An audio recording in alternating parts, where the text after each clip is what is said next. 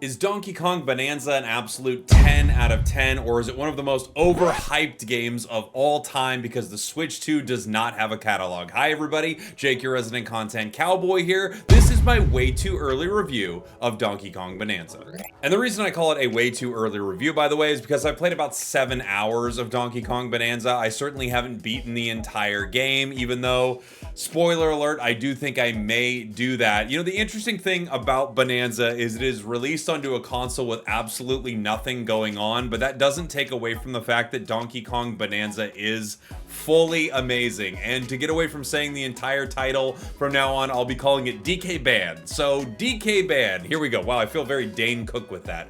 Ooh, we're playing DK Ban. By the way, the footage you're gonna see during this kind of review is just me messing around in one of the early worlds, so you're not really getting any spoilers by seeing this gameplay, so I'm not trying to ruin anything for you. If you have a Switch 2, I would say this is an absolute must-buy game. And I was thinking as I was getting ready to make this review, what could I really add to the conversation around Bananza? You know, I kind of did that like hook at the top, like, whoa, is it too overhyped? And the answer is absolutely not. Donkey Kong Bananza is a fantastic game. I love it. I think it's amazing. I do find a few aspects of it really interesting. You know, this game reminds me of an interview or a quote, or maybe something that was even misattributed to a developer at Bungie a long time ago talking about Halo. And they were talking about how what they attempt to do with Halo is make one gameplay loop, like a 30-second gameplay loop that is extremely satisfying.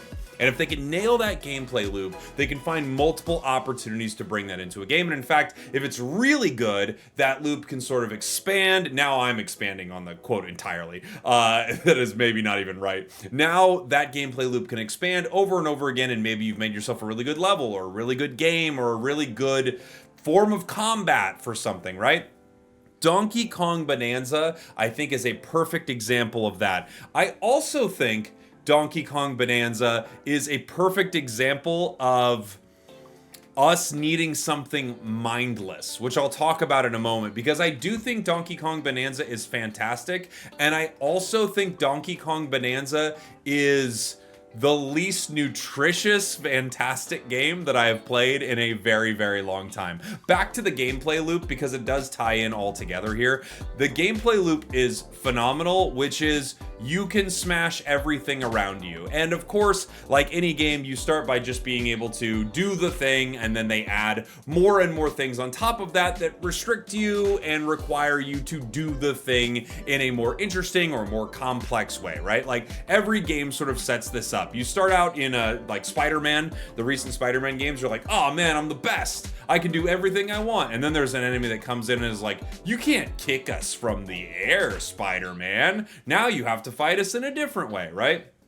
Every game sort of has this where you've got these powers and your powers grow, but the enemies and environments also react to how you are growing. Donkey Kong Bananza is exactly that. The environments also get stronger, you can upgrade skill points, and you can become stronger to break through things easier. But the core gameplay of I am running around this environment, smashing like everything in sight is fantastic. That gameplay loop is incredible. And for a completionist like me, you will be fully hooked on every single world you go to, because every single world you go to has 8 million things that you can find by smashing everything around you, looking for all of these fossils that you find hidden throughout the level. Some of them you'll literally just need to walk around, kind of slam your fists on the ground, your little sonar in this game, look around, see that there's something flashing below you, and just smash your way kind of to the center of the level looking for it.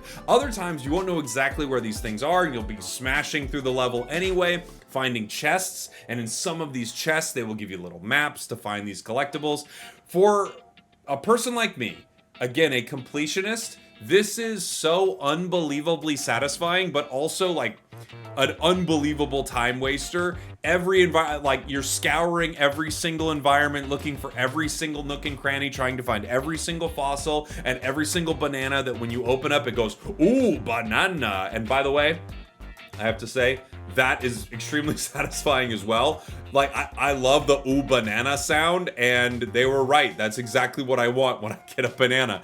And as you're doing this, of course, you are slowly upgrading your character. It's just so dang good, so dang satisfying. But as I said before, and I want to talk about here for a moment, I think fully mindless. And that's a both good and bad thing. I do think video games are allowed to do many different things for us, right? I don't think every single game has to be the most challenging thing of all. Like, not every single game needs to be the hardest element of Demon Souls, right? And also, not every single game needs to be so mindlessly easy that there's nothing going on with it.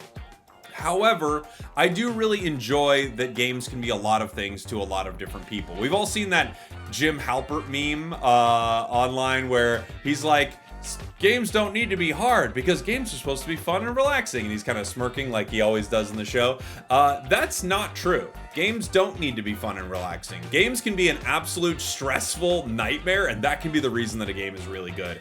Donkey Kong Bonanza is the least stressful game I have played in forever.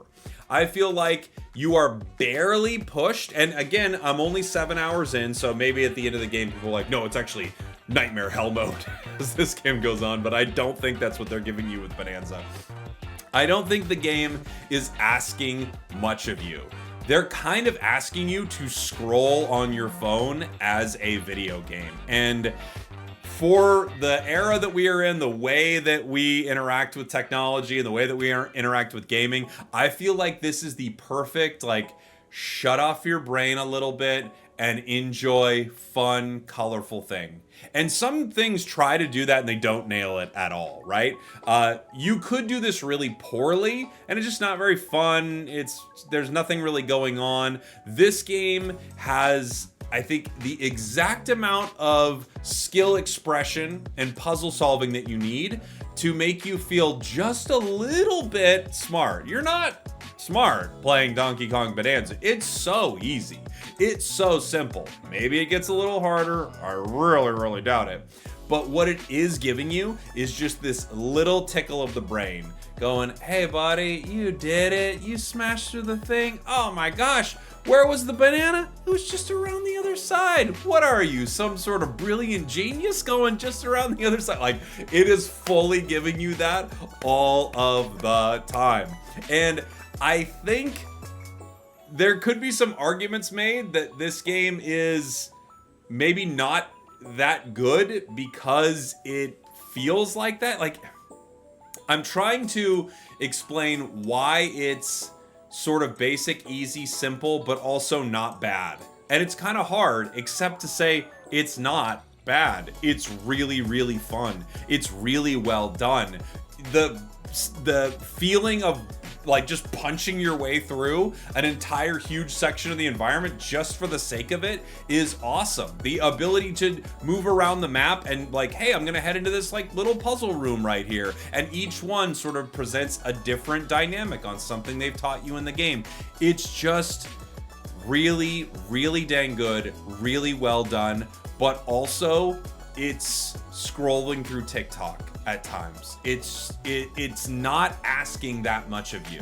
So I do think for someone who's out there saying, I need a game that asks a lot of me, I need a game that really tests me, I need a game that's gonna make me mad and make me break a controller, Donkey Kong Bonanza is not it. It is not that game. That is not what they are trying to do. They are just trying to, for lack of a better word, like pacify you with something extremely enjoyable, right?